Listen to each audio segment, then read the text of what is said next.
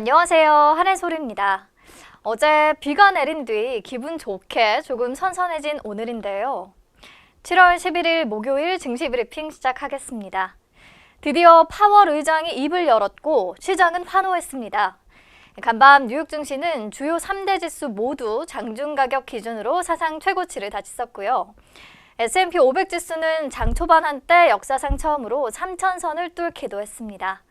우리가 그토록 궁금해하던 제롬 파월 의장의 입에서 어떤 말들이 나왔냐면요.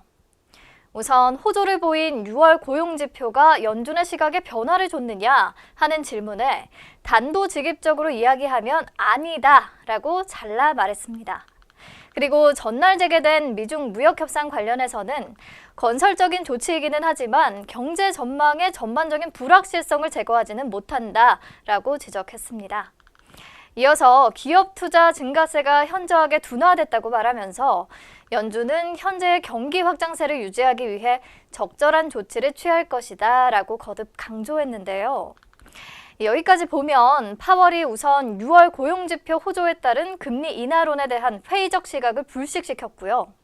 글로벌 경기 둔화 우려와 무역전쟁의 여파를 계속 우려하면서 사실상 금리 인하론에 무게를 싣고 있는 것으로 보이죠. 여기에 더해서 파월 의장은 연준의 목표치를 밑도는 인플레이션에 대해 낮은 인플레이션이 예상보다 더 지속할 위험이 있다라고 언급한 뒤 일본의 장기 저물가를 거론하면서 전철을 밟고 싶지 않다라고 강조했는데요. 이 또한 금리 인하에 더 힘을 실어주는 맥락으로 해석됩니다. 다만 파월은 0.5%포인트의 더블샷 금리 인하 가능성에 대해서는 답변하지 않았거든요. 이에 이달 말 FOMC에서는 약 0.25%포인트 수준의 금리 인하가 유력시 됩니다. 네, 모든 게 시장의 예상대로였습니다. 하지만 주식시장에서 알려진 호재는 더 이상 호재가 아니라는 거 다들 잘 아시죠? 금리 인하에 대한 기대감이 어느 정도는 반영된 현 시점에서 금리 인하의 근거가 되는 경기 둔화 자체에 대한 우려도 조금은 해볼 필요가 있을 것 같습니다. 경기 둔화는 주가의 핵심 변수인 기업 실적에 악영향을 줄 수 있기 때문이죠. 실제 어제 공개된 지난달 FOMC 의사록에 따르면 경기 상황이 좀 더 나빠졌다는 걸 알 수 있거든요. 금리 인하를 덮어놓고 좋아할 일만은 아니라는 생각이 듭니다. 네, 어쨌든 뉴욕 증시의 기운을 이어받아서 국내 증시가 어제에 이어 상승 흐름이 계속됐으면 하는 바람인데요. 2시 현재 시황 체크해 보겠습니다. 미 금리 인하 기대감 받으면서 코스피와 코스닥 지수 일제히 상승 곡선을 그리고 있네요. 양지수 모두 시간이 갈수록 상승폭이 확대되는 모습인데요. 코스피 시장에서는 외국인과 기관의 쌍끌이 매수세가 나타나고 있는데 코스닥 시장에서는 조금 불안하게도 개인의 매수세가 두드러지고 외국인은 매도, 그리고 기관은 소폭 매수 우위를 보이고 있습니다. 네, 오늘은 시장 키워드 좀 빨리 만나볼게요. 첫 번째 키워드, 일본의 수출 규제 어디까지 확대될까입니다. 자, 일본 정부가 반도체와 디스플레이 관련 핵심 소재 3종의 한국 수출 규제 강화 조치를 발표하기 직전에 전담부서를 새롭게 꾸렸던 사실이 드러났습니다. 10일 NHK에 따르면 일본 경제산업성이 지난 4월 첨단 기술의 무역 관리를 전문으로 담당하는 부서를 신설했다고 합니다. 인공지능 기술이나 생명공학 등 첨단 기술이 관리 대상에 포함되는데요.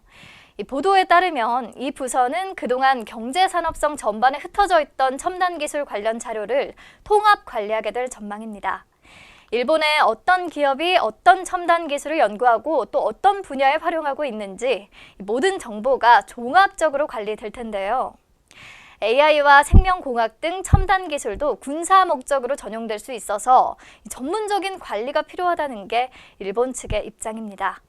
여기서 우리가 주목해야 할 부분이 일본 측이 이 부서를 만든 목적에 대해서 이런 말을 하고 있거든요.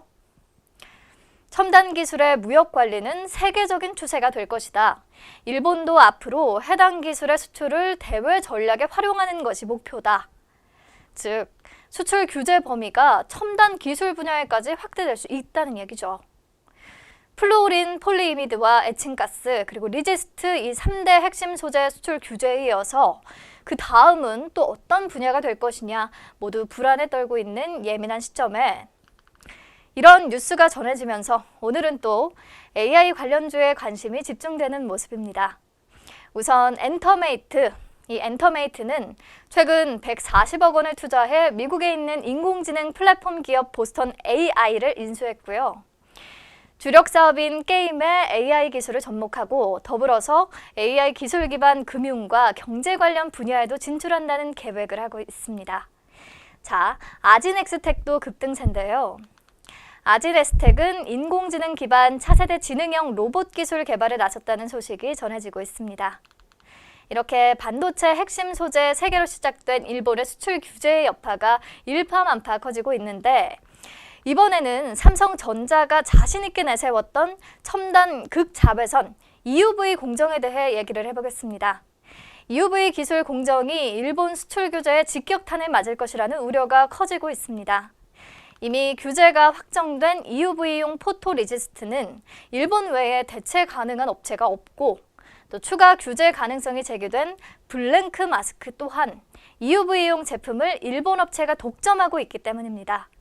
특히 블랭크 마스크는 반도체 노광 공정에 사용되는 포토마스크의 원재료로 반도체 공정이 미사화되면서 그 중요성이 더욱 커지고 있는데요.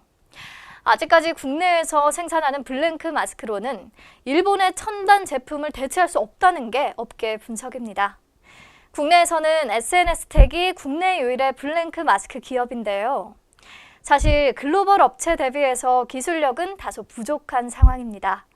오늘 강세를 보이는 건 일본에 맞선 부품 국산화 움직임과 이 정부 지원 기대감이 영향을 주는 게 아닌가 싶네요. 네, 꼬리 물고 한 가지 뉴스 더 전해드리면요. 오늘 더불어민주당이 일본 수출 규제 대응을 위해서 긴급 추진할 사업을 중심으로 최대 3천억 수준의 예산을 추경안 심사 과정에 반영하기로 했다고 하거든요. 일본 수출 규제 3대 품목과 추가 규제 예상 품목을 중심으로 기술 개발, 상용화, 양산 단계 등을 지원한 예산을 추경에 반영한다는 계획이니까요. 아마 당분간 주식시장에서도 관련 종목들 찾는 움직임이 이어지지 않을까 생각됩니다. 오늘 반도체 재료, 부품주들 흐름 굉장히 좋네요. 네, 이제 다음 키워드 만나보죠. 두 번째 키워드는 정유주 불씨 살아날까? 입니다. 정유회사 실적에 가장 큰 영향을 미치는 게 정제 마진이라고 여러 번 말씀드렸죠. 정제 마진은 휘발유 등 석유 제품 가격에서 원유 가격과 생산 비용을 뺀 금액인데요. 이 정제 마진이 하반기 들어 급반등하면서 상반기 부진했던 정유주들에 대한 기대가 커지고 있습니다. 하반기 실적이 개선되면서 상반기 주가 하락분을 만회할 수 있을 거라는 전망이 나오는데요. 증권업계에 따르면 7월 첫째 주 싱가포르 정제 마진은 배럴당 평균 6달러를 나타내고 있습니다.